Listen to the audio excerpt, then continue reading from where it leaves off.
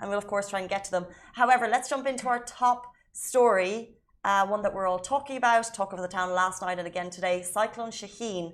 Dubai communities are now issued warnings. Now, yesterday we saw the devastating effects of Cyclone Shaheen as it ripped through Oman's capital, Muscat, and also beyond, leaving actually 3 deaths in its wake. And that's according to Oman's National Committee for Emergency Management, that's NCEM. 2 people lost their lives in a landslide, and a child also died in a flash flooding. And our thoughts and prayers are really with their families at this time. We've seen the videos. We saw wind speeds of up to 140 kilometers per hour. And now the UAE, of course, remains on high alert.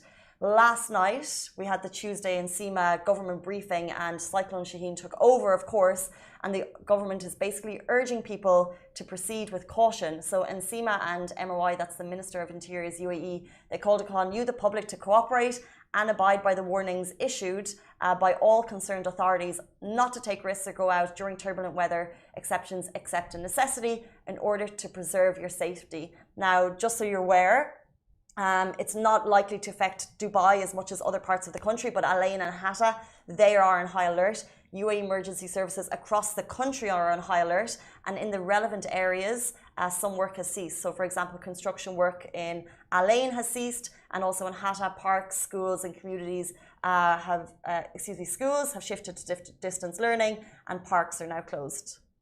All competent federal authorities have taken necessary precautions to ensure safety of community members, as occupational health and safety guarantees will be provided to all workers to ensure safety of buses used to transport workers to and from work sites.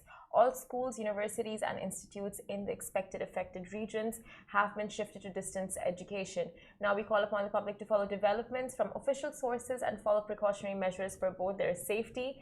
And we confirm that Ministry of Interiors, with its various security sectors, has taken all necessary measures in accordance with approved plans to address the cyclone, which is expected to affect some regions of the Emirates, especially in the eastern coast and the south part of the country. So there you have it. I think we were all seriously shocked. It's very rare for these type of weather conditions to come into the country. We saw it being upgraded to a cyclone, going from level 1 to level 3 or vice versa. We saw the devastating effects, the debris left behind in Oman. I think we were all shook by the videos of like the landslides, the wind, or the rain, and of course hearing that the wind went up to 120 to 140 kilometers per hour. Yesterday in Dubai, we were warned that there could be there were wind warnings from 4 p.m. to 8 p.m. I didn't feel it where I was. I don't think we heard much of it, but it's just that emergency services are braced. They really are preparing. So we don't know that it's going to hit Dubai. It probably won't, hopefully, as much as other coastal areas. But our thoughts and prayers are with everyone to just, if you're in a coastal area, just keep safe and follow all government warnings because they're there for your own good. The footage that surfaced online of just the situation in Oman right now is devastating, like just the coastal areas and how the waves have come at such immense pressure and immense heights. It's scary, and people in the area, like the plight that they must be going through. Although we see the funny footage here and there of someone maybe kayaking down their homes and in the flooded streets, it's still a very, very scary situation.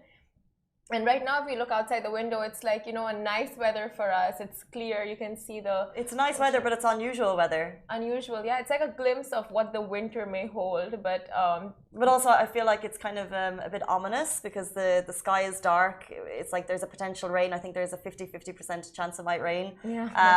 And I think it's a sign that there's bad weather further afoot. And like you're saying, you're seeing all the videos, but this has claimed lives. Cyclone Shaheen claimed lives in Oman. It's tragic, and we're really hoping that will be the end of it, and hopefully people are prepared enough that that will be the end of it. Yes, and hopefully the bad weather is well out of the way for the cricket matches to resume.